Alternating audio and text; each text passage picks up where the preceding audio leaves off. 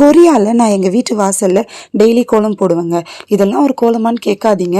இந்த கோலத்துக்கும் எனக்குன்னு ஒரு சில ஃபேன்ஸ் இருக்காங்க. அது வேறு யாரும் இல்லை, எங்கள் வீட்டு பக்கத்தில் இருக்க கொரியன் நெய்பர்ஸ் தாங்க. எனக்கு கோலம்லாம் பெருசாக போட தெரியாதுங்க. அப்பப்போ சும்மா ஒரு கிறுக்கி விடுவேன், அவ்வளோதான். ஆனால் அதையவே கொரியன் பாட்டிங்கெல்லாம் என் பக்கத்து வீட்டில் இருக்காங்களே, அவங்களுக்கு ரொம்ப பிடிக்கும். வந்து என்ன டிசைன் போடுறேன்னு டெய்லியுமே பார்த்துட்டு ஃபோட்டோலாம் எடுத்துகிட்டு போவாங்க. நான் வந்து கோலம் வந்து சாக் பீஸில் தாங்க போடுவேன்.